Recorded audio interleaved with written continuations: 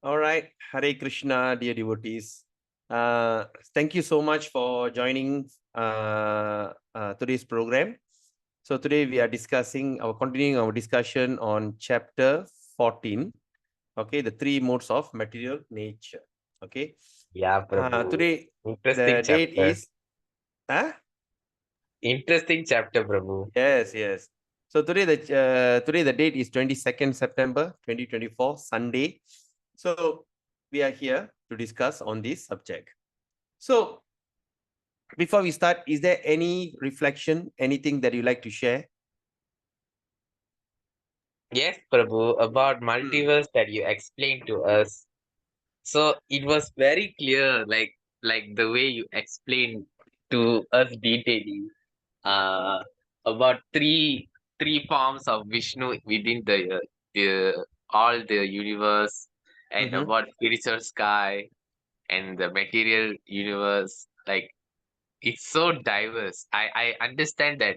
Like, we have the ego, right, Prabhu? Everyone have the ego, like da, like that thing, right?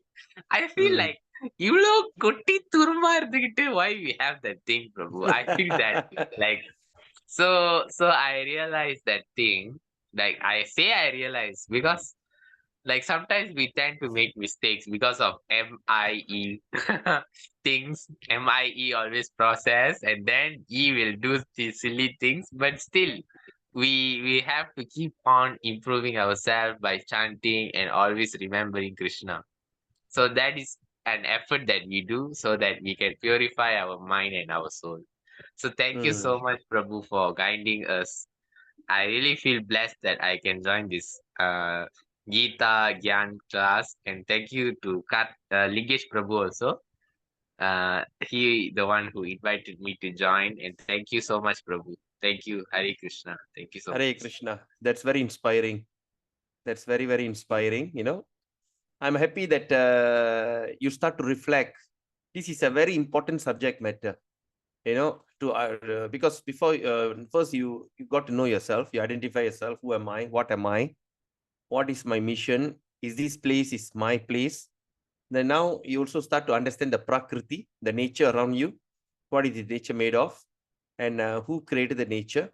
And how from it's a descending this thing from Krishna, came Balaram, that like that, there's many this thing, then came Narayana, then came Karna Dakshay Vishnu, then Shiro Dakshay, then Garbo Dakshay Vishnu, from him, from the navel Brahma, then in between the creation, he expanded further into Shiro Dakshay Vishnu, which has three prime duty.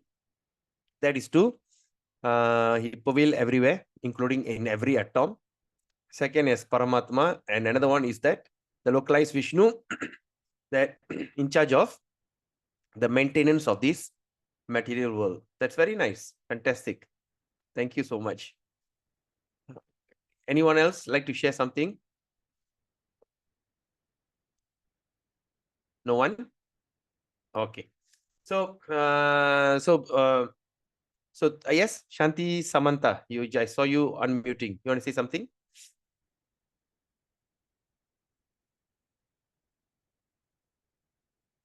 Trying to connect to the speaker. Good evening, Prabhuji. Good evening. I was listening yesterday to part of the lecture, so I want to ask two questions.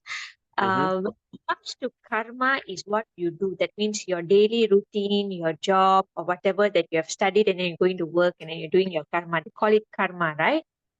The thing, the art you perform. So let's say if you reach a stage where you want to take up a new skill or go with the current changes happening in the world, like AI is influencing a lot of things. So you feel that, okay, you have another thirst, you found a way to take up that skill and change the daily karma you perform. It means the work that you do, and you want to do it out of your free will.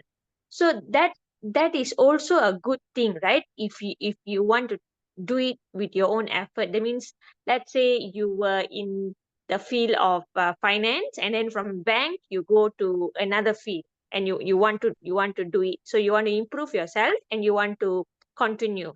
So I want to ask your thought on that. That means, that is it wrong by me letting go of what I'm earning, and I'm taking that effort, and I'm going to go taking the change to do another thing which will give me another profession. So like that's the first thing. Second thing, in the Bhagavad Gita, uh, Mhm. based on what I know, I want to ask, they have mentioned the rajas, tamas, and there's another three element of a human. They say that we have this. Yeah. So for a person to do his karma well, that means when it comes to job and when it comes to obtaining a livelihood for yourself, to sustain yourself, what is is there a good, what Bhagavad Gita says, as a good human you are supposed to have what balance, or are you supposed to be sattvic? So I don't understand that part. So Okay. that I wanted to ask. Your second question is the topic that we're going to discuss today. Okay, okay. Thank you. The Thank three, you. the three modes of material nature: Okay. sattvic, which is goodness; rajasic, which is passion; tamas, which is called ignorance. Okay, so that is we discussed today. And regarding your first question, okay, karma means activity. There's no such thing that I changed my job means your karma is changing. No, karma means activity. Okay, so Like changing that. That means I already did this. I want to improve and do something else. Is it doesn't matter. wrong? Doesn't matter. As long you are working, say like for instance today you are a finance, then later you want to go into AI, then after that you want to go into robotic, then after that you want to go into engineering. You keep changing your profession, your career, and you're acquiring knowledge accordingly. Yes, so Take that is up. called karma. So that the period where you're not, that means you're upgrading yourself. You'll be going for your practical and you'll study and as well do the work, those different work, right? You're training, you get new training, right? So that time you don't get a earning, you don't get a salary. Is that wrong? Okay, no, see, you must understand this thing very clearly. uh Karma means activity or the job that you do. Okay, Okay. and that activity, that what Bhagavad Gita is telling, what Bhagavad Gita is saying is, are you going to get entangled with your activity, or are you going to remain free from your activity? All right. If you are entangled to your activity, you suffer. But if you do it as a matter of duty, you won't suffer. That is what first chapter 3, Karma Yoga, that Krishna speaks. He said, just perform your duty, don't expect anything. All right. Don't expect anything. Because when you have expectation, you suffer a lot.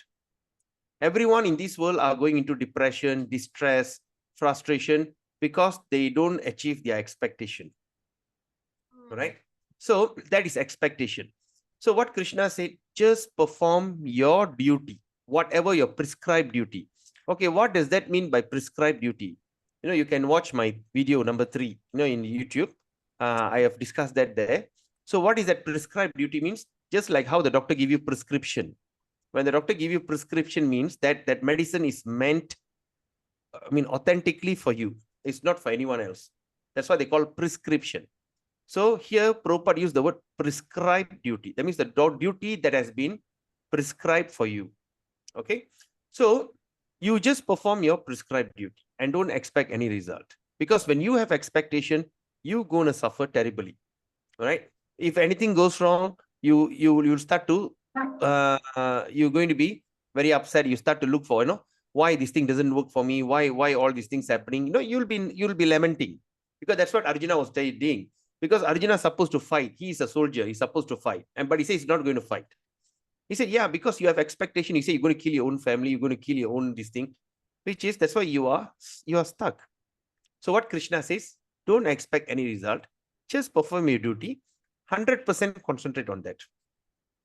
All right. So in that, while you're performing the duty, you will have benefit. You will get some kind of good effect or bad effect. You're going to get some kind of, say like if you go to work, you're going to get paid. So that is that effect of your duty.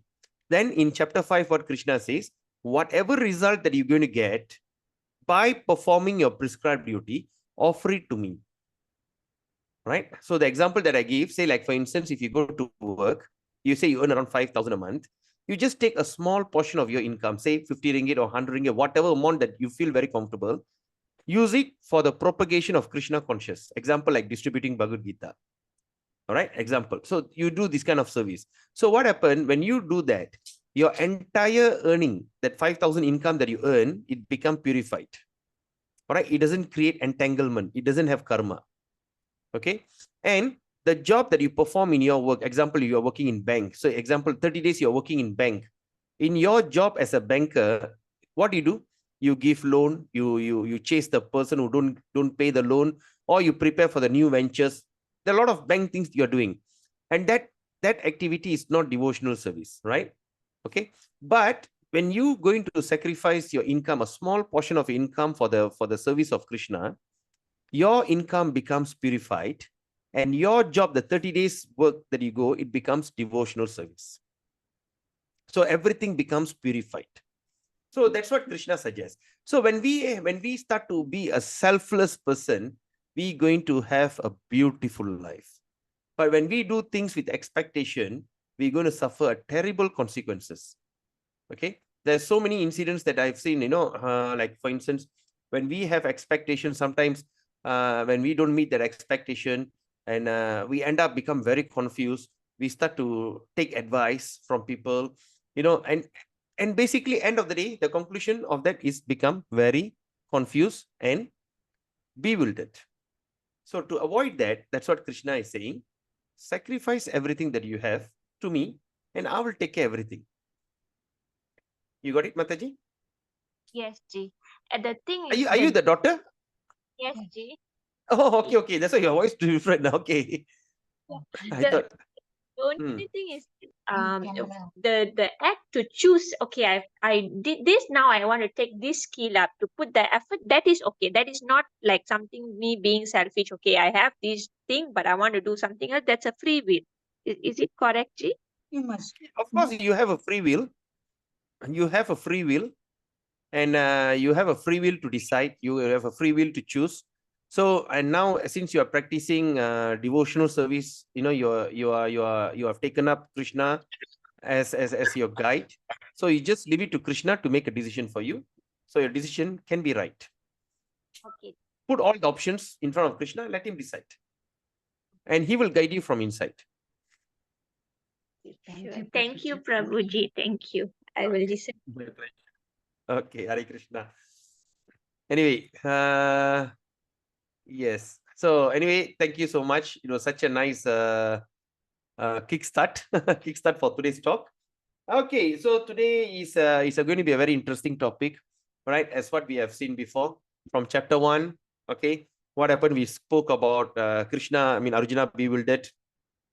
Chapter 2, summarize. Krishna is telling why you're talking nonsense. You are a soldier. You shouldn't do all this. Chapter 3 is talk about karma yoga. Just do your job. Don't expect anything.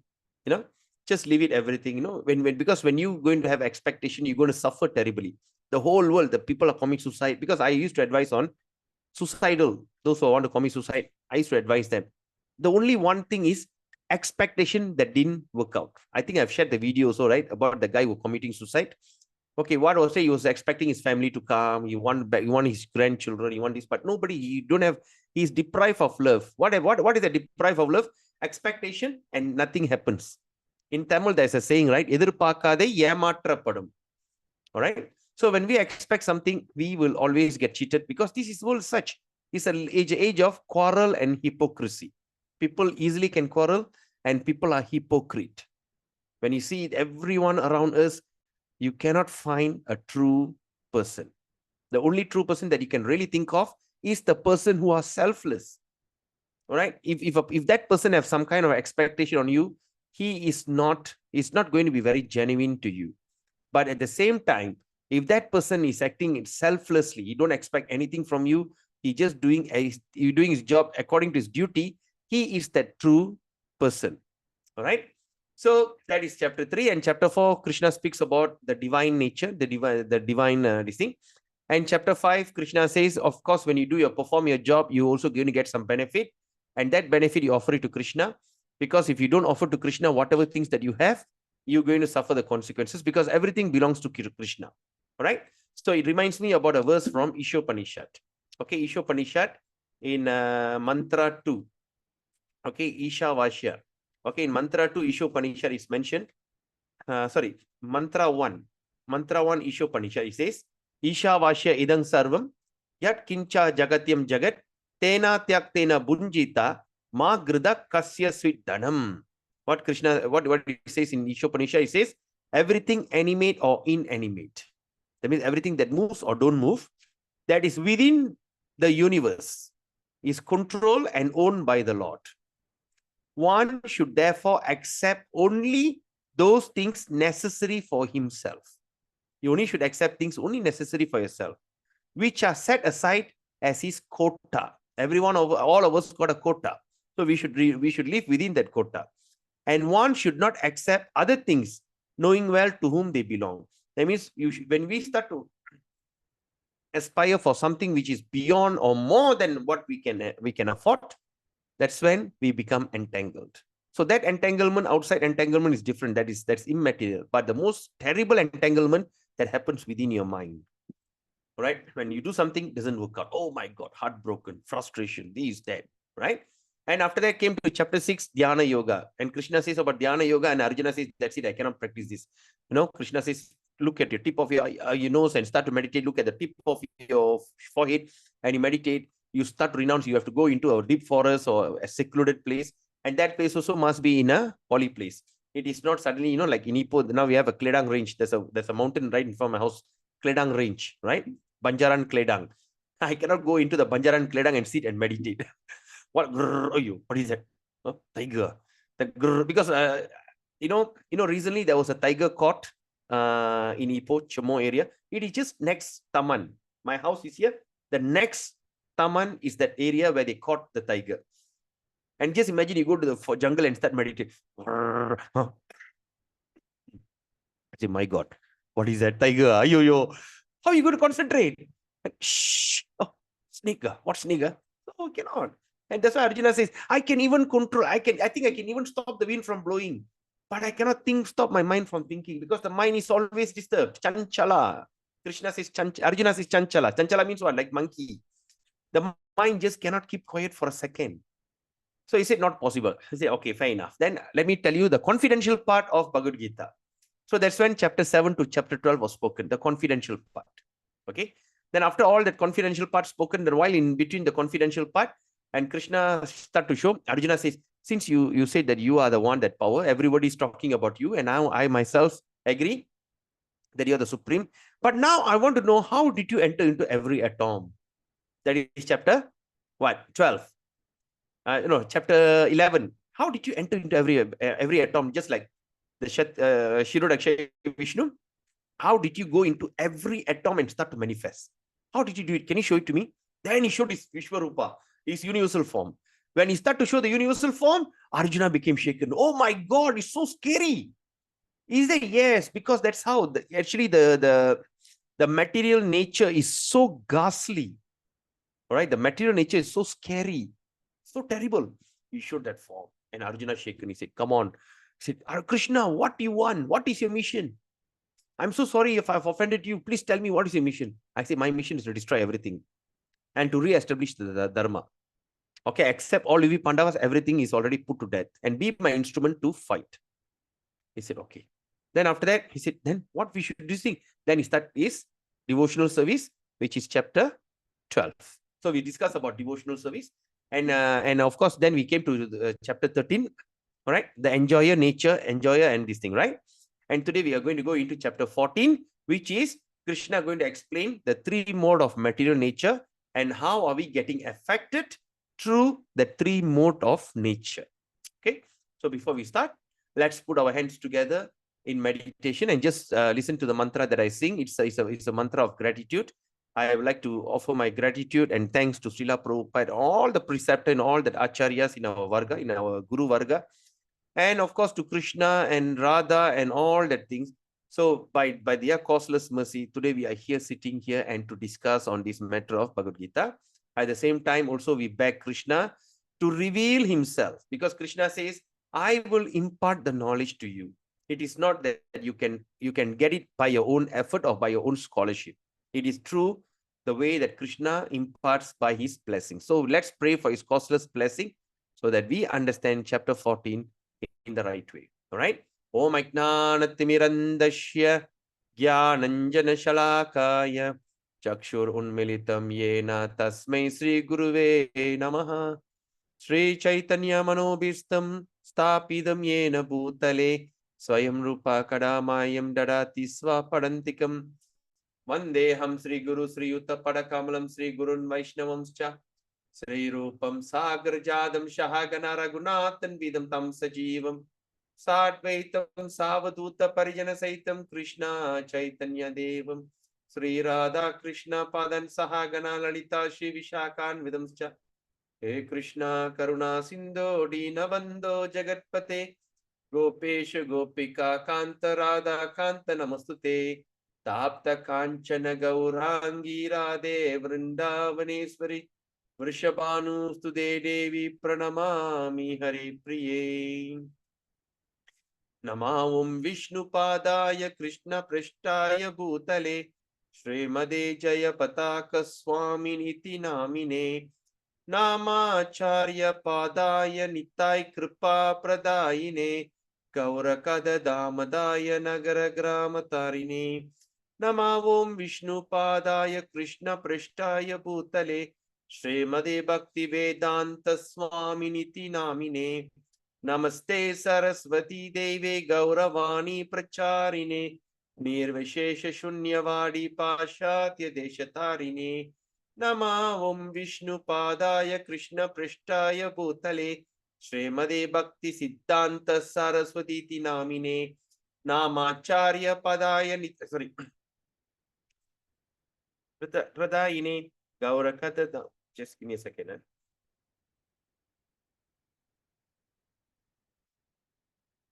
Shri Varshabhanavi Devi Daitaye Kripabdaye Krishna Sambandha Vijnanadayine Prabhave Namaha Madhuryo Jwala Premadya Sri Rupanuga Bhaktida Shri Gaura Karuna Shakti Vigrahaya Namostute Namaste Gauravani Shri Murtaye Dinatarine Rupanuga Viruda Pasidanta Dvanta Harine Namo Gaura Kishoraya Sakshat Vairagya Murtaye Vipralambara Sambodhe Padam Pujayate Namaha Namo Bhakti Vinodaya Satchidananda Namine Gaura Shakti Sarupaya Rupanugavarayate Gaura Virbhava Bhumestvam Nidasa Sajjana Priya Vaishnava Sarubhauma Sri Jagannatayate Namaha Vanchakalpatarubhyascha Kripa Sindhubevacha Paditanam Pavinebhyo Vaishnavebhyo Namo Namaha Jai Shri Krishna Chaitanya Prabhu Nityananda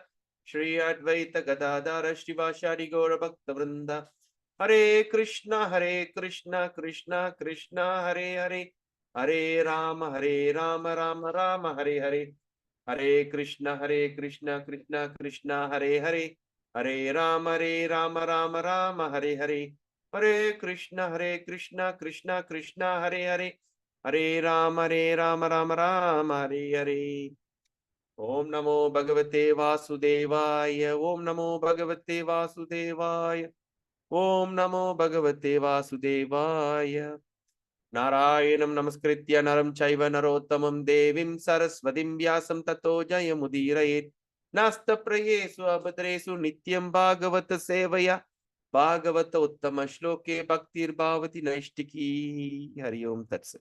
Hare Krishna.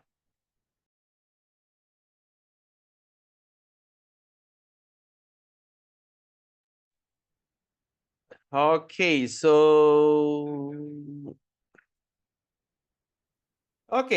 now we are starting our program. Okay, so here we're discussing about this chapter 14 Bhagavad Gita.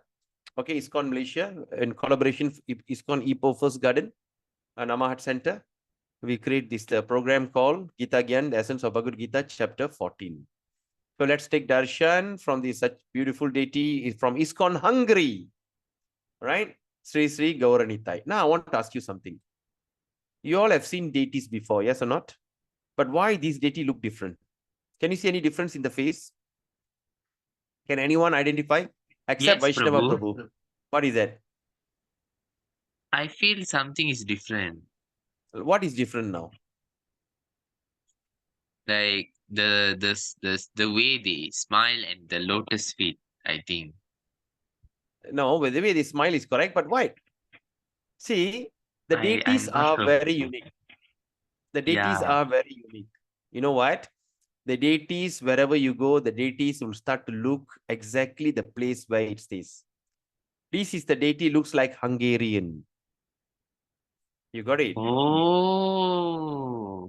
Whenever you go to see, if you go to, there's a deity in Korea, Seoul, it's called Seoul. The deities looks Korean. When you go to China or say Hong Kong, okay, Hong Kong, Krishna, the deity looks Chinese. Like there's a devotee in Ipoh called Lalita Prema. Okay, when before she had the deity, before that the deity was brought from India. After the deity installed in a house, the deity start to look Chinese. All right, so that's the thing. So that's, you see, it's very unique, Miracle. right? So this is Yes, Prabhu. Radha Navavrajata. Rani. Oh my God, she looks so beautiful in this picture. It looks European, eh? Yeah. All right. So that's a unique. That's how the deities reciprocate with us. Okay. So today we dedicate our program to His Divine Grace, A.C. Bhaktivedanta Swami Prabhupada, founder Acharya of the International Society for Krishna Consciousness. And this program is inspired by His Holiness Jayapataka Swami Guru Maharaj. He is a governing body commission and also a spiritual master. And this program I dedicate to my very dear God brother, His Grace Anadi Jagannath Prabhu of Bengaluru, ISKCON Shishadipuram, India. He is the creator and brainchild of this Essence of Gita program worldwide. I was just talking to his grandmother-in-law just a few minutes ago. I was texting. I was telling that how that we should bring back this Gita Gyan program back to Malaysia. All right. Sorry, so revive back. The Gita Gyan program was started in 2011, 21. Okay, after the pandemic, the height of pandemic. So, and during that time it started, and there was a huge transformation start happening. And of course, now there's not enough teachers and all these issues and challenges, so they have stopped it. But I continued back after a break of 1 year. I just started 2 months ago. Sorry, last month. So today is the second batch, and in the next month I'm going to start third batch, 7th October. So please do me a favor, introduce all your friends, encourage them, tell your own personal opinion, your own personal excitement, how this program has impacted you. Encourage many people to come and join, because this program really a fantastic transformation program. So my God brother Anadi Jagannath Prabhu, of course, he left his body in 2022, if I'm not mistaken, due to an accident. But he's the thing that is created is taking the world by storm. Okay, his program I've introduced to Myanmar. They have translated into Myanmar language, Burmese, and now we have this my dear friend Prahlad Prabhu from what do you call Trinidad Tobago. So now he's taking this program. He's going to bring it to Trinidad Tobago because it's a fantastic outreach program. All right. So I dedicate this today's program to His Grace Anadi Jagannath Prabhu. Let's look at this. Understanding the Gita. Now, in this world, men are not meant to quarrel like cats and dogs. Okay. So people are easily quarrel like cats and dogs. They just need to take a small incident or small things to trigger, and they start to quarrel like cats and dogs. Okay, because when you look at cats and dogs, they quarrel for no reason. Okay, so men must be intelligent to realize the importance of human life. Okay, so to be born as a human being, it is something that very rare opportunity. Right. So that's why usually, formerly, I was a motivational speaker. I used to do this kind of motivational talks and everything. But now I stopped doing it because I find I've been being a hypocrite, encouraging a person that they can become very successful in life. But we must understand that to be successful in life, when they start to realize themselves, just that monetary success is not the real success. Okay, I'm telling you this, right? Because formerly I was a businessman. I made my first million when I was 27. All right. When I was 28, 29, I became a multi-millionaire. I was involved in my family business dealing in heavy machinery and spare parts. But unfortunately, or maybe fortunately, Krishna showed me the best of being a businessman, the best of being a rich man, best of this thing, but in a very short period of time. By the age of 33, Krishna took everything away from me and I was declared bankrupt. Okay. So So what I'm trying to tell you here is we human beings are struggling, working so hard to endeavor for something which is will perish eventually. Right? See, we're working hard for a property. The property will perish. So like for instance, I think I remember I spoke about this before. When I went to JB, all right, I took a Grab. Yeah, I wanted to go to airport or visit from airport to my friend's place, to my hotel. There was a very young Chinese girl was Grab driver. All right, she looks like a happy-go-lucky young girl. Then I said, "Hey, you look so young and you're driving Grab." "Yes, uncle." I said, "Yeah, so why is it that you're studying?" "No lah, I'm driving Grab so I can buy the latest iPhone. My father don't want to refuse to give me money. He doesn't want to give me money. So I drive Grab. I save the money just to buy the handphone." So she's working hard. She's betting her life on the road, driving and all this just to buy a handphone that eventually will be spoiled in 2 or 3 years down the road. It's perishable. So we are all betting our what they call our precious life. We are endeavoring, we are working hard, we are getting stressed, we are getting so depressed, we are getting frustrated, just name it, all kind of feeling, just in endeavor for something which is going to be so temporary. All right. This morning I saw one, I'm not sure whether you all have seen or not. There's a girl from Kerala. All right. She's a happy-go-lucky and she's a very hardworking girl, always school topper. Okay, and the parents made her so proud and everything. So she went and joined a job, got a job, and she went and joined. And that work was so demanding, whereby she has to be like always around the clock. Her sleeping habit went haywire, eating habit went haywire, and sometimes she'll be so tired she'll come back home and just slip off without even bathing or changing. She's that lethargic. Then suddenly the phone will ring. Then the boss will say, "Where is the report? I want this report, that report." So the girl was in so much of stress and so much of anxiety and everything. Then suddenly she went to sleep. She didn't wake up. All right. Suddenly she died of cardiac arrest. Right. There's a story in Facebook. So anyway, if I find that thing, I'll share in the group. Such a young girl, 27 years old girl. She actually, what? She killed herself for the sake of money, job. So I said, don't die for all this. This is not worth dying for. Don't sacrifice your life for something which is so temporary and so impermanent. Just utilize your job. Just do your best in whatever job that you are in. And others, your consciousness, keep it to Krishna. So that's what he says. Prabhupada says, man must be intelligent. Man must be intelligent to realize what? The importance of human life. Okay? And refuse to act like an ordinary animal. All right? See, when you look at animal has this thing, the 4 tendency: eating, sleeping, mating, and defending. And human, we are also doing the same thing: eating, sleeping, mating, and defending. We eat, we sleep, we mate, we create children, then we defend them. So there's no difference between human being and animal. Right? So, but animal got at least some kind of limitation, because the animal don't eat after the sunset. But we sometimes, human being, go and whack nasi kanda at 10 o'clock at night, 11 o'clock at night. Right? So these kind of things, So that means what Prabhupada says, that we must refuse to act like an ordinary animal. A human being should realize. That means what? They have to attempt to do this. The aim of his life. Okay. And what is that aim?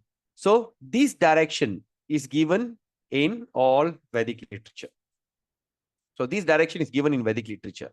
And the essence of it. So there is so much of direction in all the Vedic literature. But the essence of it, the ultimate thing, is given in Bhagavad Gita. So Vedic literature is meant for human being, not for animal. Animal can kill other living animal. There's no question of sin on their part. Right? If a tiger go and kill this, what I call, if tiger kill a pregnant cow, there's no sin on that. Right? Okay. There's no sin on their part. But if a man kills an animal for the satisfaction of his uncontrolled taste, because of his uncontrolled taste, he must be responsible for breaking the law of the nature. He have to be answerable. So in Bhagavad Gita, it is clearly explained that there are three kinds of activities. There are three kinds of activities according to the different modes of nature. Okay, there's three kinds of activity in a different mode of nature. The activities of goodness, passion, and ignorance. All right, they call it goodness, passion, and ignorance. Similarly, there are three kinds of eatables. All right, there's three kinds of eatable, the thing you eat, which is also eatable in goodness, passion, and ignorance. And all this is clearly described. And if we properly utilize the instructions of Bhagavad Gita, all right, so what we understand from here, what in Bhagavad Gita is actually we are taking the instruction of Krishna. Okay, why? Can anyone tell me why Bhagavad Gita became instruction? Not a teaching. Because Gita came out of Sri Krishna's mouth. No, yeah, but Right. but there's a teaching word. They can say teachings of Gita, right? But why Prabhupada use the word instruction? What is instruction? Because Instruct- Arjuna was confused, bro. Yes, because Arjuna was confused and he had to take no, a spiritual master who will exactly. There's a second yes. Yeah. Yeah. Because Arjuna accepted Krishna as the spiritual master. So in this conversation, at first they were talking. At first, Krishna was agitated, irritated with Arjuna. Arjuna was agitated, Krishna was irritated. Right? And how am I supposed to kill all my family members? And Krishna says, hey, how this impurity came upon you? It doesn't befit a man who knows the value of life. You are a Kshatriya. You always must look forward for this kind of golden opportunity to fight. You shouldn't sit and cry. What is it? He was like so irritated to see Arjuna. So like that. Until Arjuna surrendered to Krishna. After that, everything become instruction.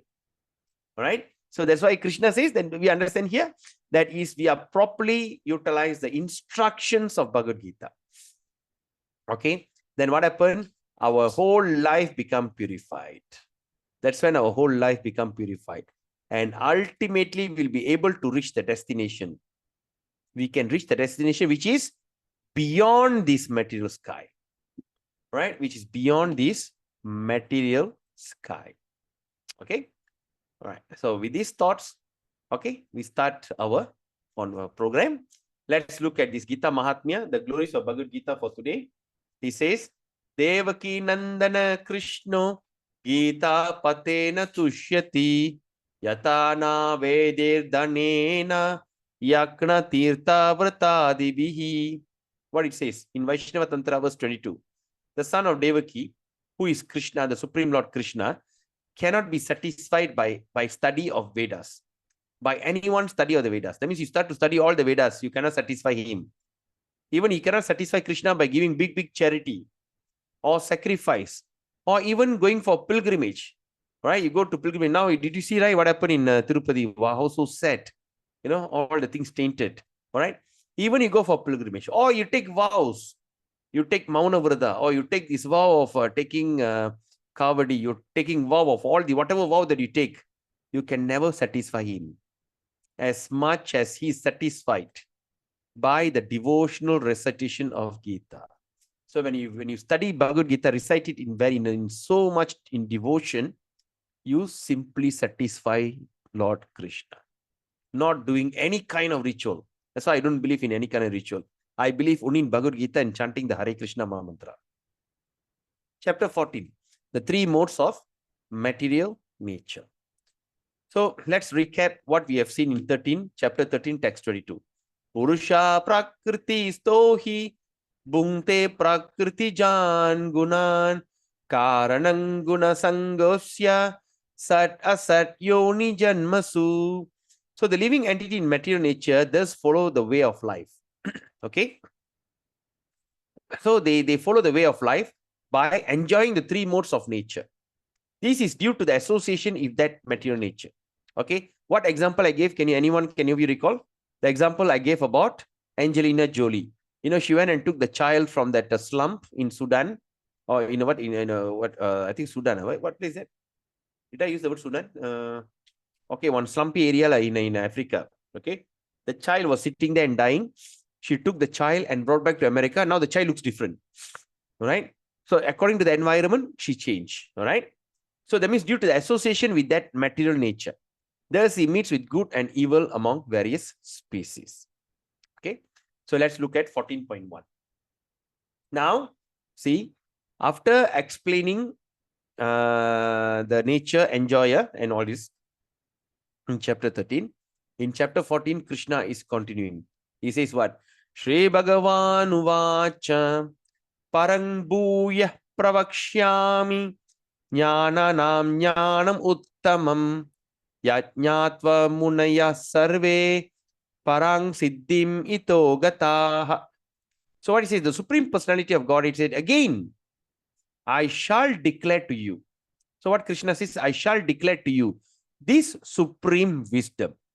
Before that, he was telling about, I'm telling you, I'm going to reveal to you this confidential. Now I'm going to tell you something which is more confidential. And I'm going to say that this is the secret of all secret. Okay. Now he's telling, he's going to tell you the supreme wisdom. All right. He's going to mention to you the supreme wisdom. And what is that wisdom? The best of all knowledge. Jnananam jnanam uttamam. Jnananam jnanam uttamam. The best of all knowledge. And Krishna continues, knowing which all the sages have attained the supreme perfection. So now is the teachings that what we're going to learn. If we simply understand these things and we practice, we also can achieve the perfection. All the while we study that says human are not perfect. All right. In other scripture like Bible says human are not perfect. They can never be perfect. But in Bhagavad Gita, Krishna says what? If you follow that perfect source, if you follow the perfect knowledge, you can also achieve perfection. It is not simply when you become a devotee, you become perfect. No. All right. Oh, I put tilak, I chant Hare Krishna, I can. No. You become perfect when you start to understand chapter 14 Bhagavad Gita. Just by understanding is not enough, by practicing it. So now he says, knowing which all the sages have attained the supreme perfection. All right. So now example. Now let's look at this thing. All right. We have the thing goal. All right. The goal of a man, he wants to go for concert. Like recently, A.R. Rahman concert, all these guys came in, came and sang the same old song, and people spend so much of money to go and listen to the song. Right. So first of all, they go for the concert.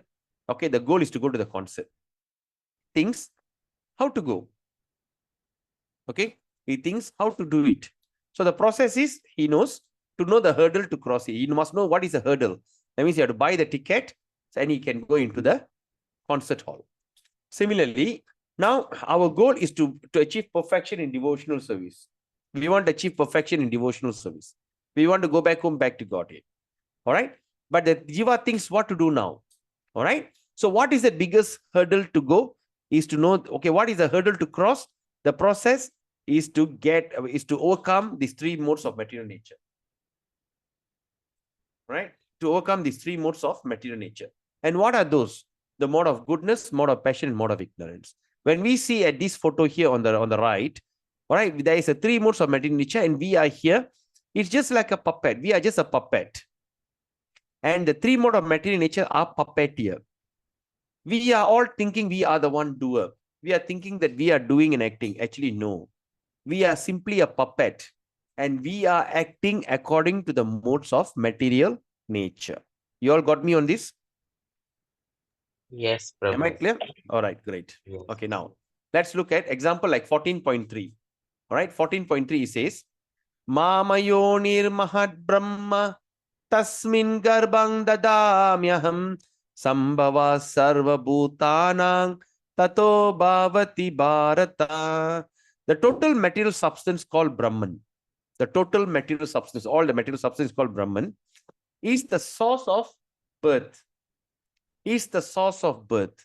And it is that Brahman that I impregnate, making possible the birth of all living beings, O son of Bharata. All right, what does this mean? See, all the material substances that we can see in the universe and everything is called Brahman. Okay, so is the source of, that means we are all came from that Brahman, is the source of birth. I mean, example, when you see a man and a woman, it's also material substance, right? And of course, we came through that semen of our father. We went into the ovum of the mother and we were deceived. So that's the substances. And it's called Brahman. Okay. At the same time, there's a source of birth. Okay. At the same time, Krishna says, I impregnate that Brahman. Okay. I impregnate the Brahman, making possible a birth of all living beings. So through that Brahman, that's why Krishna says, I am the seed giving father. All right. So it's like that. So let's look at 14.4. Sarvayonesu kaunteya murtaya sambhavantiya tasang brahma mahat yonir ahang bija pradapita. Ahang bija. Ahang means me. Bija means seed. Prada, giver. Pita means father. I am the seed giving father. So now Krishna says in 14.4, it should be understood that all species of life, O son of Kunti, are made possible by birth in this material nature. So when you see every living things that we have, it is been born out of something. So what are the ways that a person is born? How a person is born? Okay, some is born through semen, another living entity born through egg, then another living entity born through perspiration. I mean, what they call? Perspiration means what? Sweating. All right. There's a 3-way of birth. Now, so what Krishna says, everything, that means even like fish, cow, mutton, and everything is mutton, goat, just name it, everything is born. Everything is possible by birth in this material nature. And after that, Krishna says, I am the seed giving father. That means he is the seed giving father. Okay. Now 14.5. Let's see. Then after that, Krishna continues. Satvang rajas tama iti guna prakriti sambhava nibatnanti mahabaho dehe dehinam avyayam. What he says? In 14.5, Krishna says, material nature, the material nature that we have consists of 3 modes. Okay, goodness, passion, and ignorance. When the eternal living entity comes in contact with nature, what is means here? When the eternal living entity, that means what? Eternal living entity means we as a soul, we are an eternal living entity. So comes in contact with nature. So what is the nature we call? What is the term we use for the nature? Can anyone tell me? Inferior energy. Inferior energy. And another term of it, the name? Prakriti. Very good. Prakriti or inferior energy. So when we are eternal living entity, what energy we are?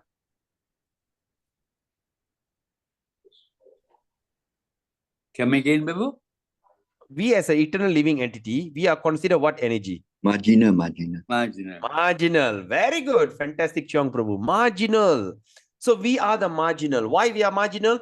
We are spiritual, but we are in material situation. So we are in between, we stuck, we are called as marginal.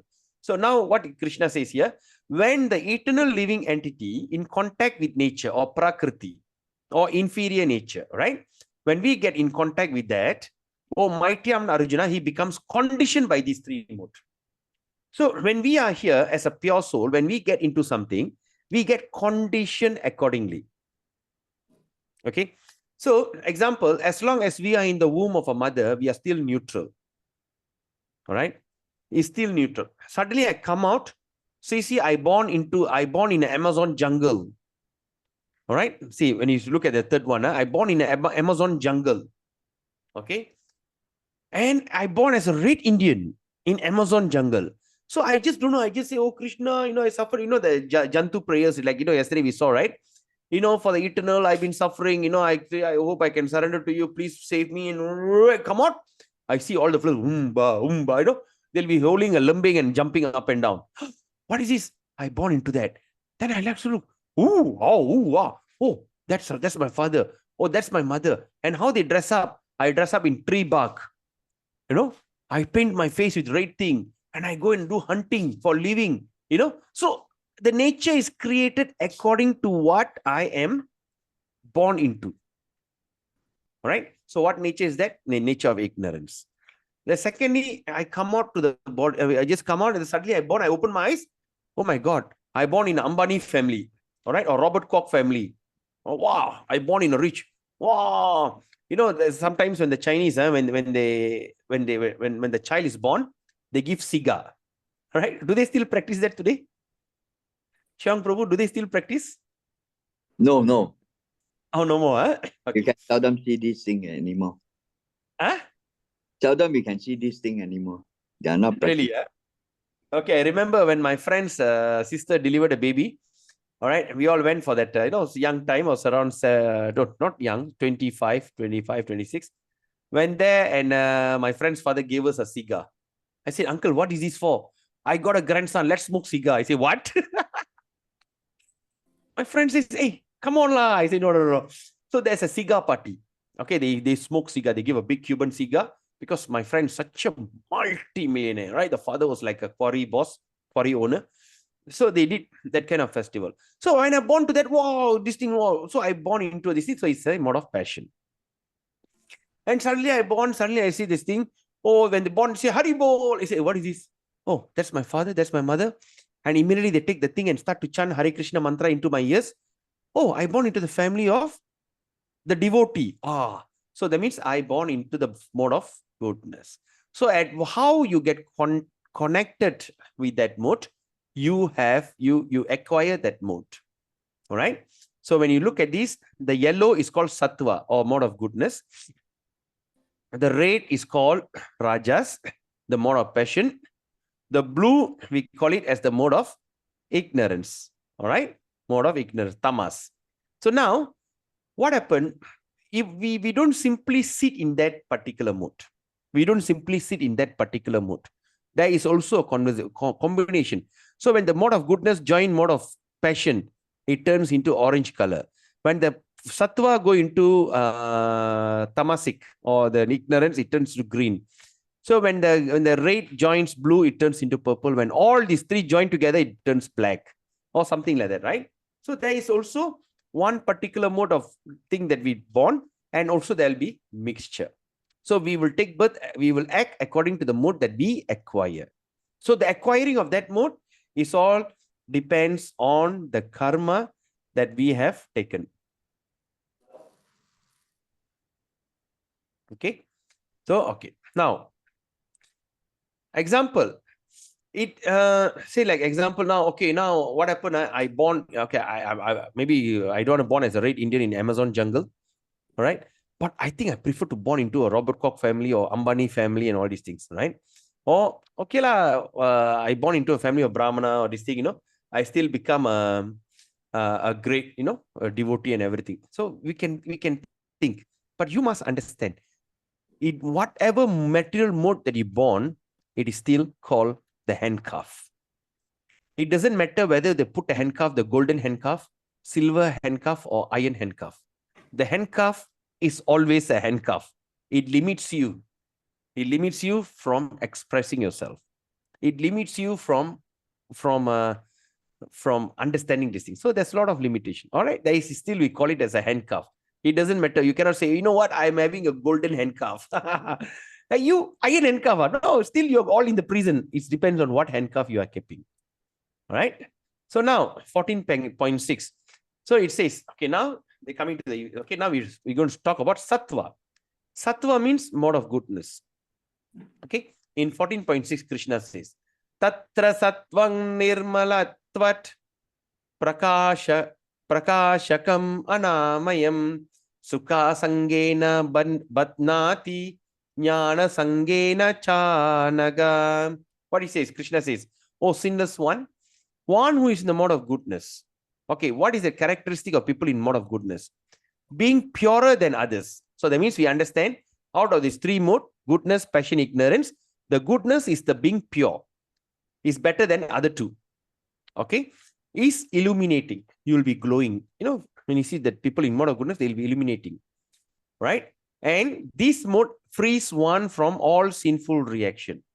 It free one from all sinful reaction. Those situated in that mode becomes conditioned by the sense of happiness and knowledge. So, in other words, okay, let me see. I just need to get the highlighter here. Oops. Okay, now You see, those situated in that mode. What mode? In that mode. Soul situated in the what mode? The mode of goodness. Okay. Those people who are situated in the mode of goodness. Okay, what happened? Okay. Becomes conditioned by sense of happiness and knowledge. So again, you see, even though that we are in this mode of goodness, but still we are living in a conditioned life. Condition. So this is life that our life is life of condition. Okay. We are living in a conditioned body. We are called the conditioned soul. Condition means what? There's terms and condition. That means there is a limitation. You cannot be really fully expressive, or you cannot act independent. So you have some kind of condition, and that condition is called limitation. And that limitation will never make you go back home, back to Godhead. You are limited. All right. So he says, even though that we are in the mode of goodness, so our conditioning of this material world is the sense of happiness and knowledge. So usually you see that those people who are very clever, intelligent people, they have some kind of happiness and they are full of knowledge. The knowledge gives them happiness. That's why when you go to them, like you go to the scientist Einstein's room, you see full of books. Seeing so much of books, he sits around surrounded by books. He gives him so much of happiness. All right. So what are the example of this? Brahmana, scientist, philosopher, or poet. Okay. But the question is, what is been Brahmana? Brahmana is mode of goodness. Yes. All right. But that Brahmana in that mode of goodness is still a condition. Okay. Here, because in Bhagavad Gita, what we are actually learning, how we can come out of all condition beyond the three modes. Okay. We'll discuss as we go on. Now, example, advantage of being mode of goodness. Okay. What is the advantage of being mode of goodness? In Srimad Bhagavatam, Canto 11, Chapter 7, Text 8. All right. It says, the material mode of goodness purifies one consciousness. You have to be in mode of goodness so that it purifies one consciousness and create a hankering for higher knowledge. So it purifies your mind, all right, from all these inauspicious things. And after that creates hankering. Now I've read Bhagavad Gita. Now I feel like I want to go into Srimad Bhagavatam. Or I want to go into Chaitanya Charitamrita. It creates a hankering, all right. It is a favorable platform. It is a platform which is very favorable from which one to pursue spiritual life. So when we want to pursue spiritual life, this is a very good platform. That is mode of goodness. All right. Even though it is conditioning. All right. But example, what Prabhupada is mentioning here, just as airport is a favorable place from which to travel. So airport is a favorable place for the place to travel. That means from New York, if I'm going to go to London, airport is a favorable place. I cannot go to the seaport and thinking about taking a plane. So the place airport is a favorable place if those want to travel. Similarly, the mode of goodness is the favorable place if those want to go back home, back to Godhead. Okay, now, all right, it's already 8:30. All right, shall we take a short break? Because this is 14:7 is going to take another long explanation. So, shall we take a short break now? It's 10:32. Sure, Prabhu. No, because I was told that our concentration only can last around 45 minutes to 1 hour. So we start at 7:30, now it's 8:30, 1 hour. So we just take a short break so we can continue for another 1 hour in full concentration. Okay? Sure.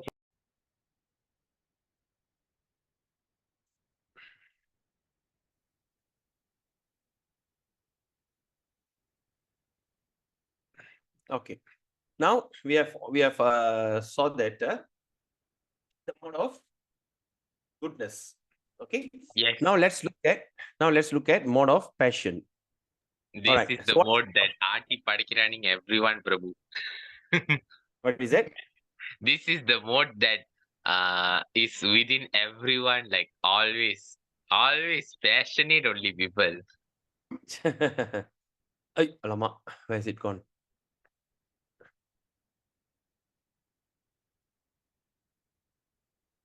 Accidentally my hand touched. Passionate, huh? Okay.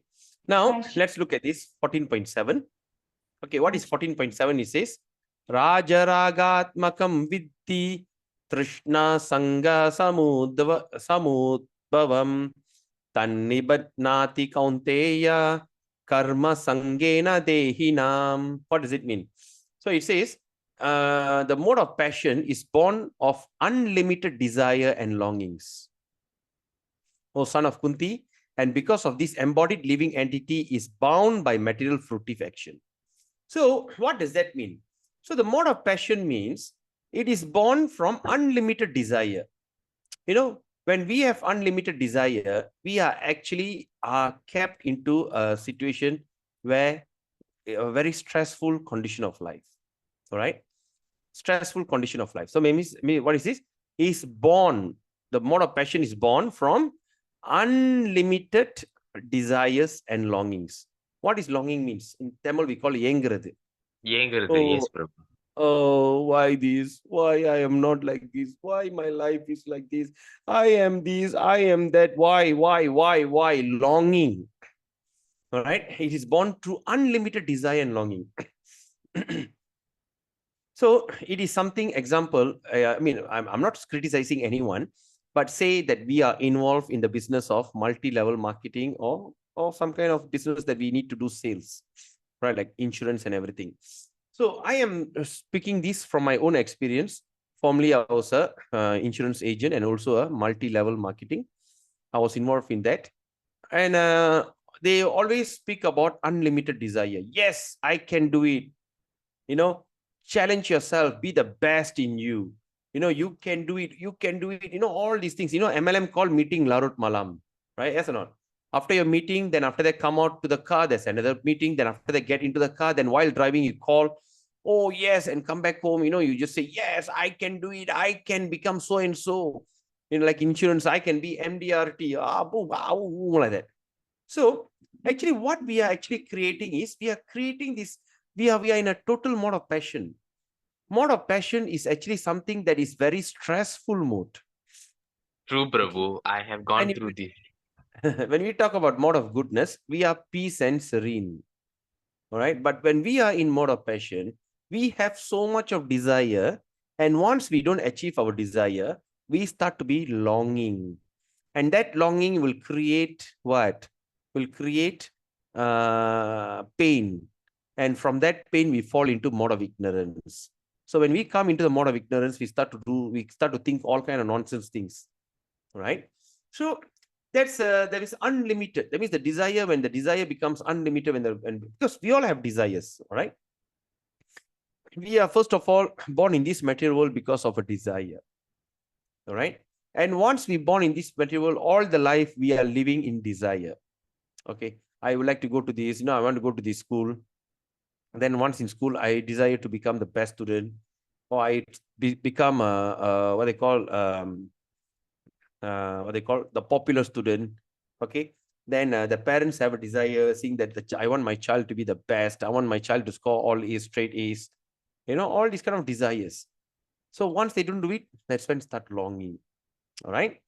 So now, unlimited. Okay. And because of this, the embodied living entity. That means embodied means the embodied. That means we are embodied means we are living in a body. We are embodied. So the living entity pure is bodied. All right. We are living embodied living entity is bound by material fruitive action. So for them, everything they must have some kind of result. They work so hard so that they want to get some fruitive result. And for that fruitive result, they are willing to go extra mile. All right. Okay. Now, that's called the mode of passion. Now, example. Okay. Example, modern civilization is considered to be advanced in the standard of mode of passion. That is what the modern civilization is all about. Okay. All right. First, we talk about happy wedding. All right. Happy wedding. So the couple get married, and after they get married, they start to have children. And after they start to have children, the man or woman have to work terribly hard to maintain them. That's why I said to be successful is easy. I think I remember I spoke about it few days ago. To be successful is very easy, but to maintain that success is the most hardest part. Okay. Just for the sake of this passionate life, the man has to go and work and this thing, he has to bring the flower to the wife, make sure that she's happy, have to spend time with the child, make sure that he goes and take care of his body, his health. Then after that, you still have to go on acquiring new knowledge, new skill, to stay in the market. And you have to work hard at the same time. All like this go on like a madhouse, right? So that means the modern civilization is considered to be advanced in the standard of material mode of passion. All right, now let's look at ignorance. What does it ignorance means? 14.8. Tamastvanyana jam viddhi mohanam sarvadehinam pramadalasya nidrabis tannibatnati bharata. O son of Bharata, know that the mode of darkness, born of ignorance. So the mode of darkness is actually born of ignorance, is the delusion of all embodied living entities.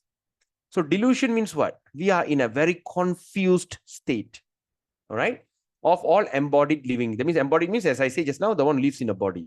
So it's delusion for all embodied living entities. The result of this mode are madness, indolence, sleep, which bind the conditioned soul. This is the what that binds the conditioned soul. So what we understand from here? So how do that we become delusion? Everything starts from rajas, or the passionate, mode of passion. After we have mode of passion, we start to do this, do that, do things.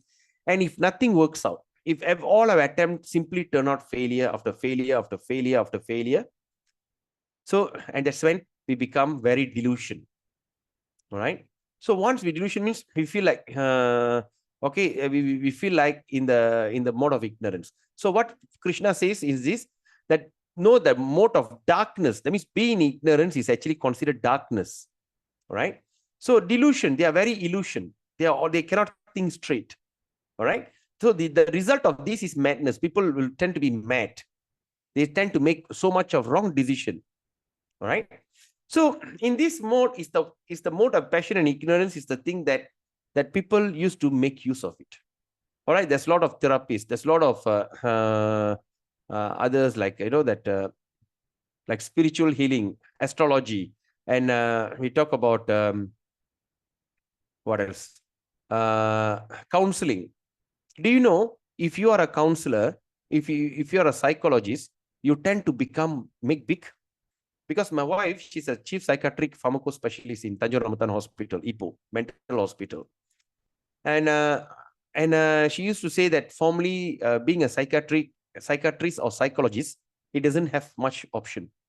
Even when I wanted, initially, my father wanted me to become a doctor. I said no. Then second option, he wants me to become a lawyer. I got a full scholarship to do law, and I said no. And he said, what do you really want to do? I say, I want to be a psychologist. He said, yeah, nonsense. Because that time, being a psychologist, you can't make money, right? Okay, so he said, no, this is all nonsense. What psychology is nonsense? Think about something else, like that. So now, in Cheras, in near Alam Damai, I saw there's a clinic, the psychology and psychiatric clinic, private practice. Then I said, hey, because I was waiting near the place, because my sister wants to go and take money from the bank. And I saw the thing, and suddenly I saw there's a guy came in a Lamborghini or Ferrari or something like that, sports car. Vroom, came and vroom, park. He parked at the place, that the reserve parking spot for doctor. So then I was like, wow. I came back, I told my wife, yeah, she said, yeah, she knows that person, and because senior in a school and everything. And they make tons of money. They make tons of money until the fellow could afford a Lamborghini and this thing. And I find out how much do they charge. Just to talk to them, they charge 300 ringgit per hour. Can you imagine? You go and tell your problem, and they're going to help you to solve your problem either through drugs, through counseling, or if the things if the person has gone into psychiatric condition, through some kind of medication and therapy, it's going to cost you 300 ringgit per hour. All right. And I think because it's not but if you're a specialist, and people are even willing to pay 500 to 1,000 per hour. Right. And even if you come to Tanjore Ramatan Hospital, you see all that high flying people are there. You can see all kind of big cars there. All the guys who come in, all multi-millionaires, all these big guns, all coming there because they don't have a choice. Right. Because all these things they all went into this level of ignorance. And people are make tons of money by tapping into this thing, like the psychiatrists, like psychologists, astrologers, and all this. They simply play with your emotion. Okay. So where did because Bhagavad Gita is a scientific literature. It's scientifically pointing out where do you stand and how you should come out of it. So the thing, so that means the result in the mode of ignorance is madness. People go crazy. They cannot think straight. Indolence and sleep. You can see them, they can go on sleeping for hours. Okay. Last time when I was having a shop, when I was having a spare part shop, I had a worker. He goes back home at 7 o'clock, he straight away sleep and wakes up next day at 10 o'clock. He come to the shop, he come to work at 11 o'clock. I said, you didn't change. You look the same. Oh, I just went back to sleep and next day woke up at 11 o'clock and come. That's the thing. All right. So what is this thing happen? This is the condition that actually bind the condition. So bind. So once the thing is bind, that's it. You cannot come out of it. It's a very horrifying way of life. Okay. Now, so the predominant guna in Kali Yuga, it is actually passion and ignorance. There's a predominant guna or a predominant mode in Kali Yuga. This is Kali Yuga, right? So the predominant is passion and ignorance, right? For instance, everybody, okay, I got a lot of passion. So I want to travel. I want to keep my body beautiful. I want to be rich so that I can live in a big house. I can have a big bike. I have so much of money. I'm very successful. You know, I got a photography. You know, I've got a dog, which is an expensive dog.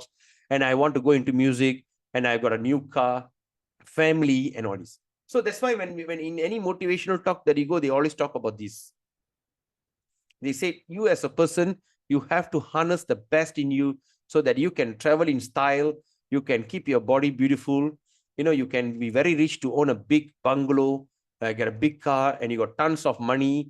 You know, you are fantastically successful. You can have your, you know, your own hobby like photography, music. You know, you can keep your dog, right? Not an ordinary dog, but Alsatian or German Shepherd. And you can start to own a new car, right? Why not we dream big? You know, why are you thinking about Proton? Why not you think about Porsche and all these things, you know, Cayenne and all these things. So then you have a family. I create a family. I have a dream wedding. You know, the wedding happens in the heaven, right? I know a person who actually, the both boy and girl took a loan. Each of them took 30,000 personal loan. And they spent the entire money, 60,000, just for the 1 day wedding. It is total waste and showmanship. Whoever came there, they just say, wow. And after that, they forget about it. And these couple were paying that personal loan for the next 10 years. Right? Yes, Prabhu. And of True. course, at one particular moment, he couldn't pay. So he tried to do some extra job. And through that extra job and everything, he came to me for learning Forex. And after that, he also went to do this. I say, why actually doing? See, no, I need to, what is my goal? My goal is to earn extra 1,000 ringgit so I can pay off my debts. I say, why, what debts? What? I take a loan. Loan for what? Personal loan, yeah. And also credit card some more. Why? For my wedding. How much you spend? Something like 60,000. And that's considered very cheap. There are some jokers spend 50 to 100,000. And especially the father, the parents, simply waste all their money for 1 day, one day show. That's why I think today also I read in a story in a Straits Times, it says that after pension, when they get their EPF money, after the pension, it only takes you 5 years, all the money gone. He said the human expectancy in Malaysia to live up to 70, 75, right? But age of 60, when they take out the money, within 5 years, they are gone. And after that, the cause of death, they die broke. They will be always lamenting, thinking the children, whoever taken, nobody takes care. All the money gone. All right. So that's the thing. They just think, okay. So it's all totally passion and ignorance. Right.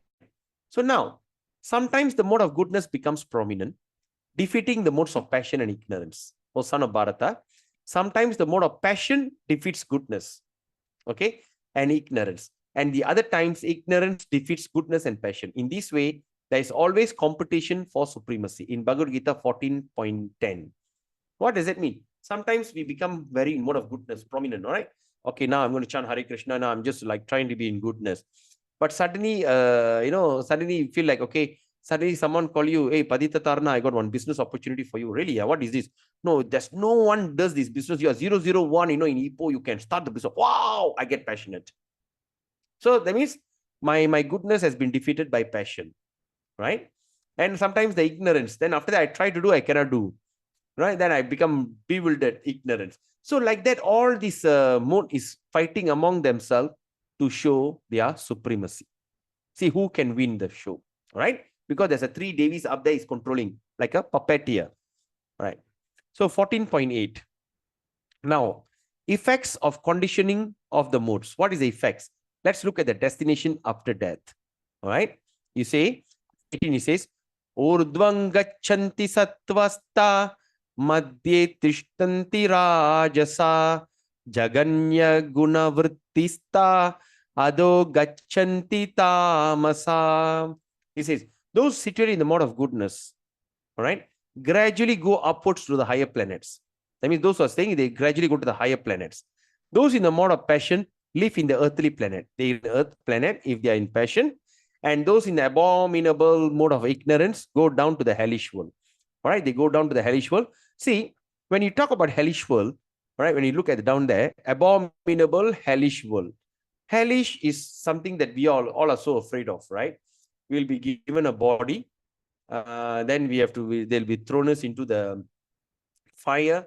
You know, when you drink alcohol, they take the copper and pour into the mouth. When you have an illicit affair, they will ask you to hug a form of fiery form, you know, like that. If you eat, if you keep a pet, you know, say like those people who rear chicken in the house, then after they kill the chicken because the chicken thinks that I'm safe in this house. Suddenly we betray the chicken by killing them, or cow or goat, no, as our this thing. We go to this Kumpi Paka where we get fried alive. We become a Kentucky fried chicken like that. No, we get fried alive. So like that, there's around 28 forms and a total of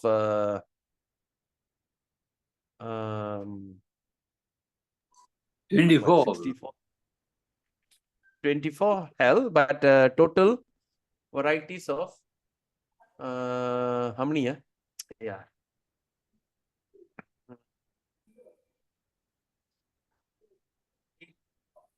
8,400 or 84,000 or something like that. I can't recall. There's a varieties of hell, all for all varieties of suffering. But actually, that is not scary. You go there, you get burnt alive, you get whacked, you get tortured. Then after they come back, fair enough. But the most fearful part is to born into an animal family, to born into an animal kingdom. All right, we are here. We're going to pass through. Out of 8.4 million species, 8 million species are animal species. And we're going to go through from the plant to the tree to the days, then become a worm and be eaten by the eagle, eaten by the chicken, and we born as a chicken, eaten by another animal or eaten by human being, right? Then say eaten by the eagle, then we become an eagle, then after that we get shot down, then after that, then like that, like that means we have gone through, you know, we become a goat, you know, we always goat before we could even grow up, you know, we'll be slaughtered, you know, we for festival, for dinner, or so much of anxiety, right? And those people who are in mode of ignorance will go to that kind of situation. All right, now let's look at that. Result in action and mode, all right, in an easy way.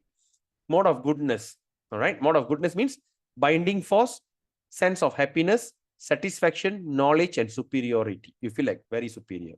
And what is a characteristic? Knowledge, no sinful reaction. The result is they are the pious people. The mode of passion, attachment to fruitive activities, ropes of desire and attachment. The characteristic is intense, unlimited desire and longing, great attachment, fruitive activities. And what is the result? Misery. The ignorance. Ignorance is madness, laziness, and sleep, right? And the characteristic is delusion, darkness, madness, and inertia. What is inertia? Just remain one place, not moving anywhere, inertia. And what is the result? Foolishness. So we make a lot of foolish mistake when we are in ignorance. All right. Anyone would like to take this photo to keep for your reference? You can use your camera snapshot of this. Keep it as your reference and always check and balance where are you falling today so that you know where. All right.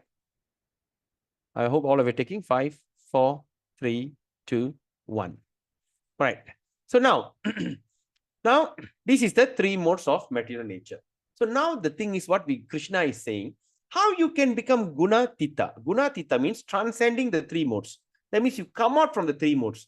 You are no longer interested to be in goodness, passion, or ignorance. How to come out of this?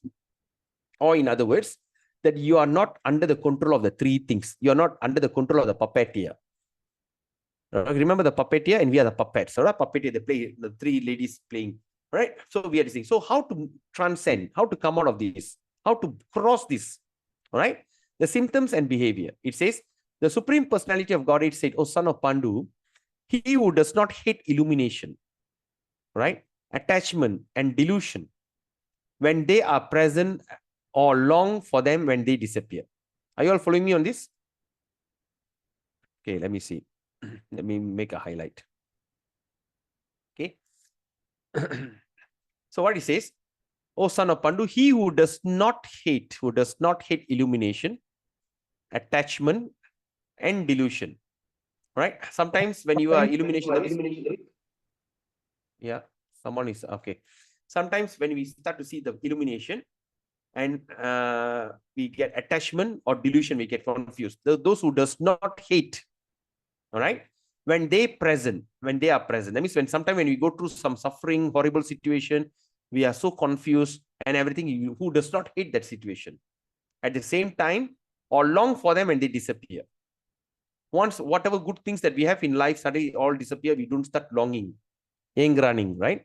So you, once upon a time, I was a millionaire and now I don't have anything.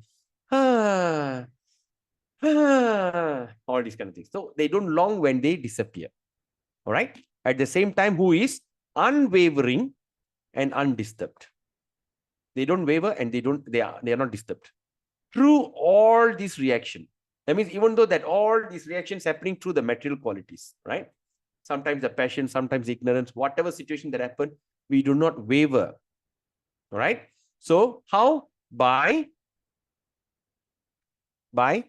remaining neutral. We are remaining neutral and transcendental. We remain neutral and transcendental, spiritual. Knowing that modes alone are active. That means we understand whatever situation, I am not the doer, only the mode of nature is happening like that. All right. Example. Okay, I'll give you an example. Now, you are in a boat, all right, and suddenly the boat capsizes. All right. So that's you're going on a cruise, suddenly the cruise capsizes. So what they do, they simply take you and throw you into a lifeboat. And you throw you into the lifeboat, you are going looking for the nearest land. You're looking for a land. You're looking for an island. You're looking for a place that for you to get down, landing. All right. So while you are moving, the wave will be hitting you left and right. You'll be thinking, oh God, save me, save me, save me. I'm a millionaire. I have all these things. I am this. I got all I got a bank balance. I got my children. I got my grandchildren. I have everything. Oh God, save me. You're clinging on the boat, and some or other the boat, some or other hit by the wave. You end up in an island. When you go to the island, what happened? You see everyone Aborigines. All right, Aborigines. When you see the Aborigines, they say, oh my God, who's this guy Aborigine? And the Aborigine looking at you. And you look at them. And the Aborigine look at your face. You realize, oh, you survived the boat crash, your boat sinking, all right, capsize. You saying, okay, you say, come, sit down. And the Aborigines start to give you something to eat, some raw vegetable, and give you some what they call tapioca, and you're eating. Oh my God, so terrible! But you have no choice. If you don't eat, you die. Oh, suffering. But when you are eating all that, what is running in your mind? What is running in your mind? I am not going to be here permanently. I am just doing this just to survive until the rescue boat comes and saves me. You all understand what I've said? Yes, yes. Are you all following me? Yes. Okay, good. So that means I am waiting for the rescue boat. So that means You are the situation that you're unattached, you're not delusion when present, as long as they are, okay, because, okay, let me say, unwavering, undisturbed, through all this reaction, which is only material quality, and always remain neutral and transcendental, knowing that modes alone are active. That means I know that when I'm stuck here, it's only the temporary situation, because I need to be safe, waiting for the rescue boat to come and save me. Until then, I just simply tolerate. But I'm not getting attached. I don't sit and wonder, oh, I should be eating biryani and now I'm eating some raw vegetable like a cow. Oh, you don't do that, right? You simply eat because you know you're going to be saved. You can go back home and still make your biryani and have biryani, right? So it's like that. So that means only the modes are active, who are situated in the self, all right, who are situated in the self, regards alike happiness and distress. That means when the person regards happiness and distress in a same level. So how can we do that? Are we an ignorant people? How can you simply think that happiness and distress at the same level?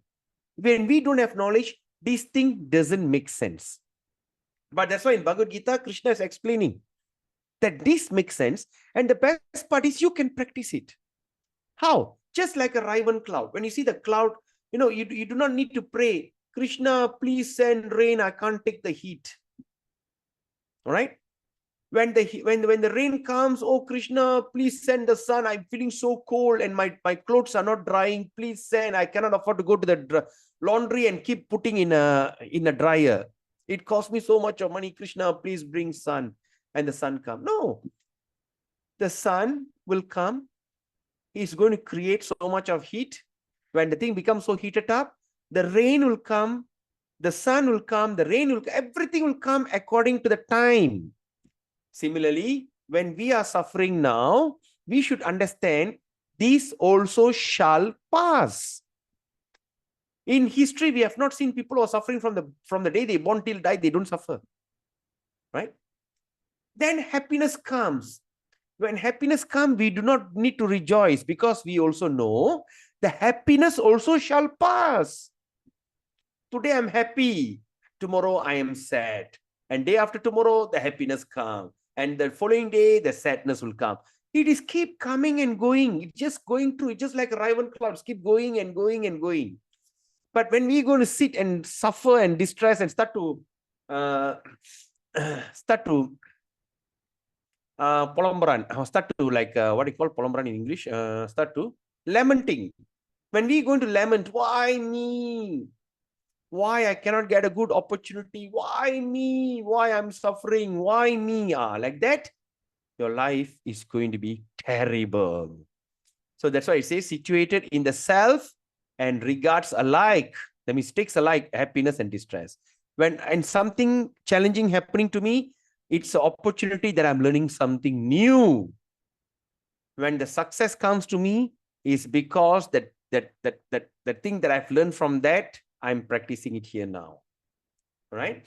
But at the same time, you don't get excited, because after that, the failure or suffering will still come back again. So when you start to understand, when both are keep coming and going, why we should lament. Right? Now, look alike happiness and distress. Who looks upon a lump of earth, right, a stone, and a piece of gold with an equal eye. This is quite tough sometimes, right? When you see a lump of earth, like property, like my land, it's just a lump of earth, a stone, right? Or like diamond, ruby, or piece of gold with an equal eye. Okay? Who is equal towards the desirable and the undesirable? Who is steady, situated equally well in praise and blame. When people praise you, all right, you don't get carried away. When people blame you, you're not going to dishearten. All right? Honor and dishonor. Who treats alike both friends and enemy. You treat your friend and enemy alike. Who has renounced all material activities. Such a person is said to have transcend the modes of nature. So these are the qualities of people who have transcend the mode of nature. Now, when you see all this, you say, can I do this? Possible by the blessings of Krishna. How? When you look at MIE, mind, intelligence, and ego, when purify our mind through the chanting of Hare Krishna, and by purifying our intelligence by studying Bhagavad Gita, You can do this, right? But how? Let's say we take Krishna's opinion. Let's see how we can do it, right? Now, so now 1426. How to do it? Mam chayo vyabhicharena, mam chayo vyabhicharena, bhakti yogena sevate, sagunan samatityaitan, brahma bhuyaya kalpate. Beautiful. What Krishna says. One who engages in full devotional service, unfailing in all circumstances. Bhakti yogena sevate. Bhakti yoga means and servant, serving, engage.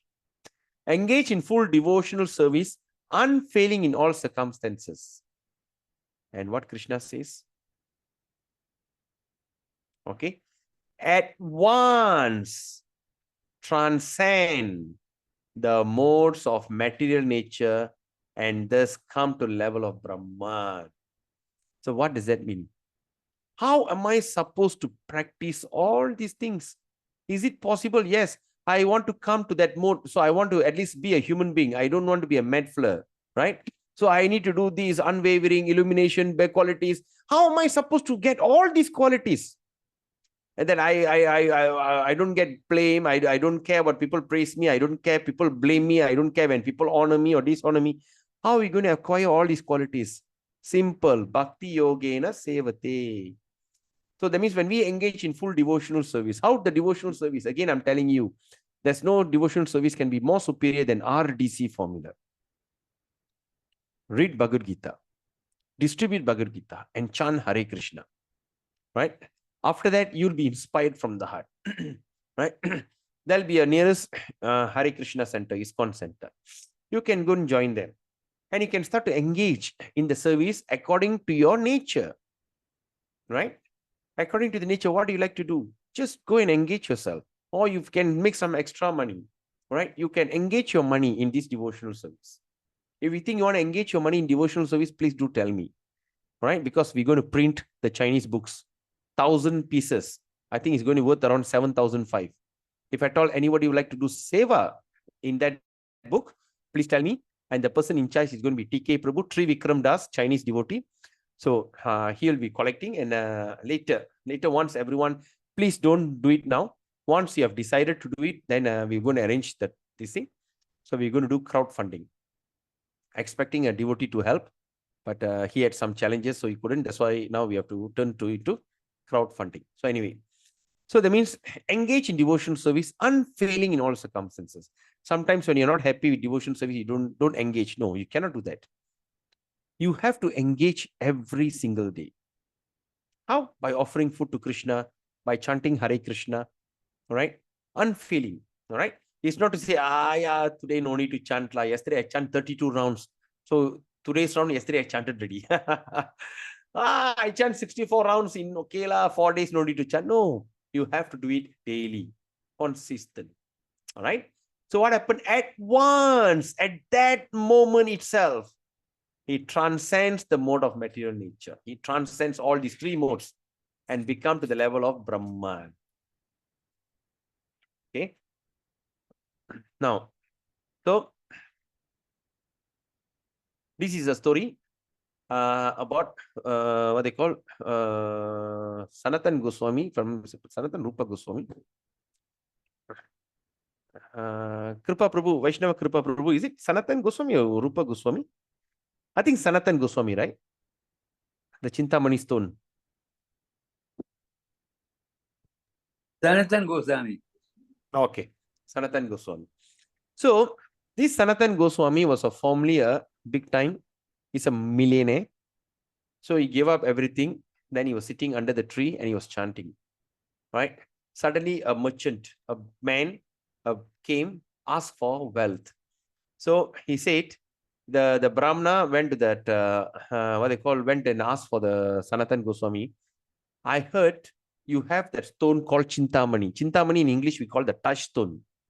When you take the stone and put it, everything turn into gold. Right? So if you don't mind, can you give it to me? And Sanatan Goswami said, you wanna? He said, look at the rubbish there, dustbin. There's a rubbish pit. Go and look there. You can find it. Then he went and clear the rubbish. Just think about dust dumpster.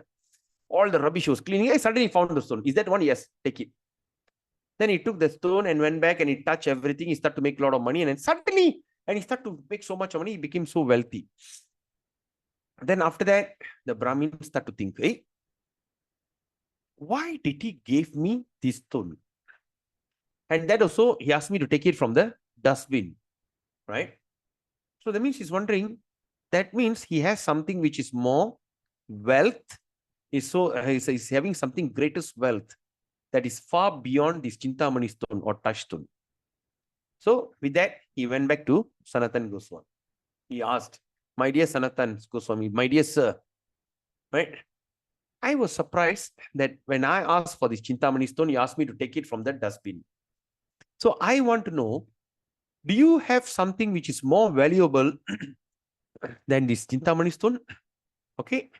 Do you have anything like that? And Sanatan Goswami says, well, if you want the greatest wealth, throw Chintamani back inside Yamuna. Take the stone and throw back into the Yamuna river. And also throw all the golds you made from it. All the things, just simply throw into the Yamuna. Then come to me, I'll give you that greatest wealth. Okay. And then he said, hey, what is the greatest wealth? Then he took to the Brahmana, to the deity and the form. And also he said, the chanting, Hare Krishna, Krishna Krishna, Hare Hare, Hare Rama, Rama Rama, Hare Hare, is the greatest wealth a man can acquire. Because these mystical mantra going to liberate you from all sorts of suffering. It's going to liberate you from these three modes of material nature. It's going to take you directly to Vaikuntha Loka, all right, or Goloka Vrindavan, where you're going to live life eternity. You are not going to be born in, you are not going to go into anyone's womb. You are not going to be born, no, you are not going to be born again. You are not going to get a new father, new parents, new siblings, new family, new surrounding, new environment, new situation, right? Then after that, you start to have, just imagine when say like Ambani, he's having so much of wealth. Even the son's wedding, he spent 5,000 crores, right? So much of wealth, right? When he goes, he can't even take a morsel of his wealth, right? So it doesn't matter, right? We may think, yeah, what is this? Why shouldn't I? You're not going to even take a cent from your entire wealth. Even the body that we take care so nicely, also we have got to discard it. So like that. So if you want the greatest wealth, so throw it away. Because once we chant Hare Krishna, we're going to practice chanting Hare Krishna every day, 16 rounds minimum. And we're going to read Bhagavad Gita daily, study. So what we're going to achieve? We're going to achieve eternity, where the path that we go, we will not come back again anymore. In that world, everything is provided, everything is beautiful, everything is illuminating, everything is transcendental, right? And it's beyond anxiety, beyond suffering, beyond everything that you can think of. Okay? And that place. This is very rare opportunity. After 8.4 million lifetime, now you got an opportunity. It's a very rare. Even to be born as a human being itself, very rare. And after being born as a human being, you get these opportunities even more rarer. So it's such a beautiful opportunity that it is too good to miss. So all these things in Srimad Bhagavatam, the entire collection of Srimad Bhagavatam has all these things required, from the day one. Okay. So it comes in 12 cantos, 18 volumes, available in all languages. Okay. So, and also order your Gita. All right. So one set of Bhagavad Gita plus one japa and one this thing, all come for 50 ringgit. And today I met this Rosan Mataji, a Chinese body devotee. I met her today. Rusan. And I gave her Bhagavad Gita and a Chinese book, and she gave 100 ringgit donation. So that means I have another 2 books also to give away as this. So if you really can't afford it, Don't feel so shy. Just send me a message. I'll send you the book. All right. All these are sponsored by the devotee who have taken up this RTC formula very seriously. Okay. So now we end the session. So is there any questions, any comment?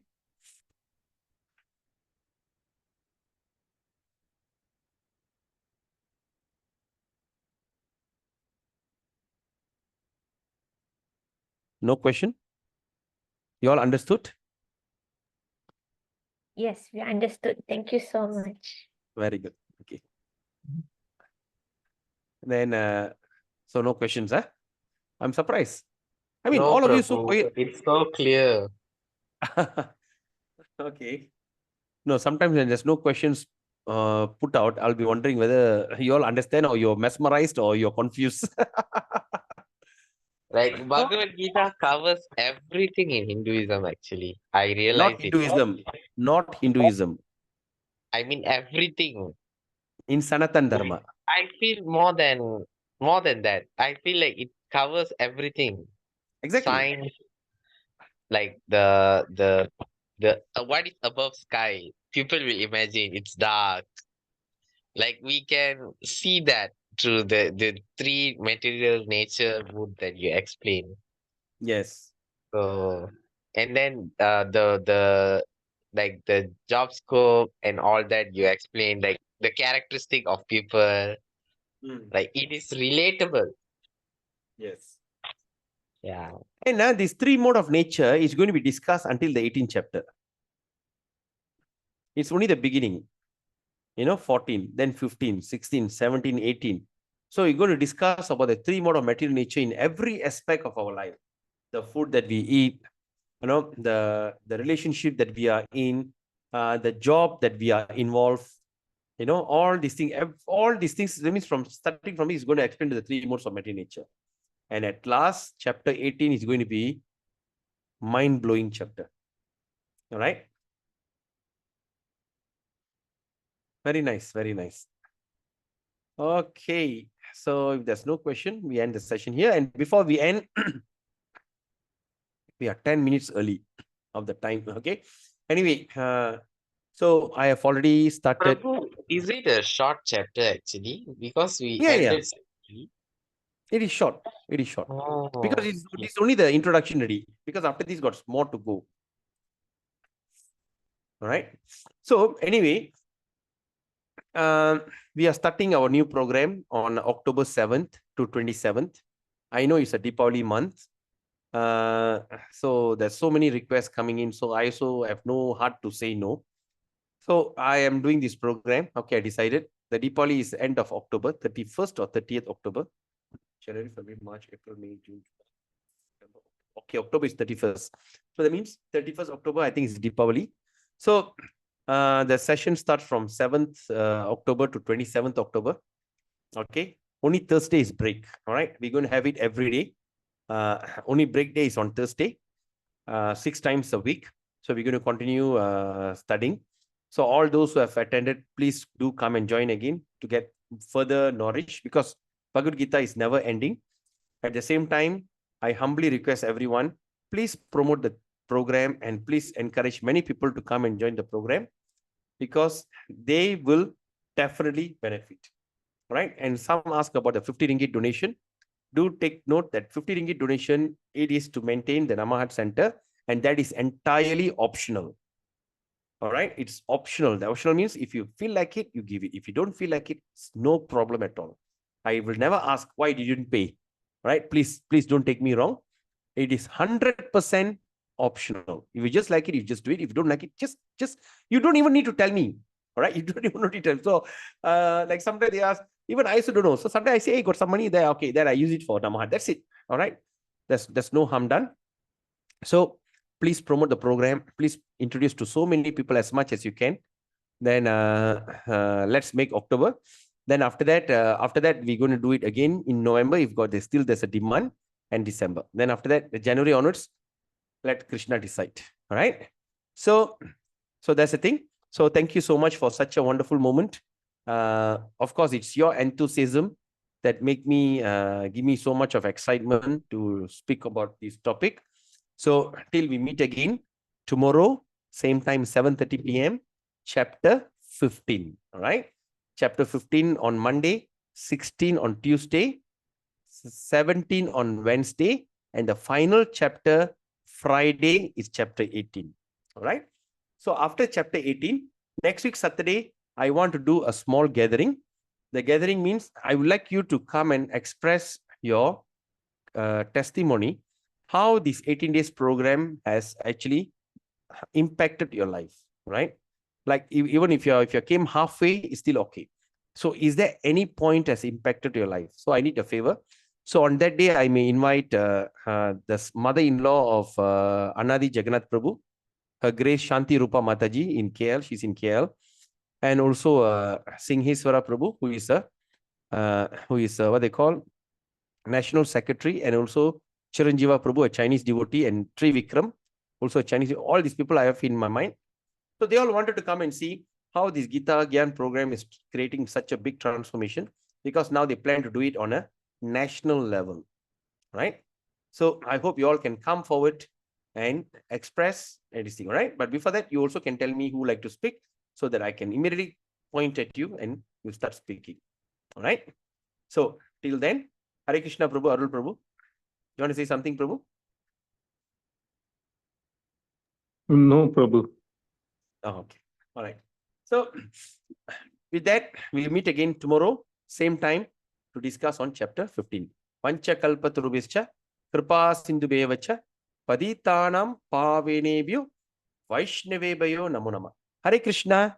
Good night. Have a nice day. Bye. Hare Krishna Prabhu. Thank you so much. Gauranga. Guranga.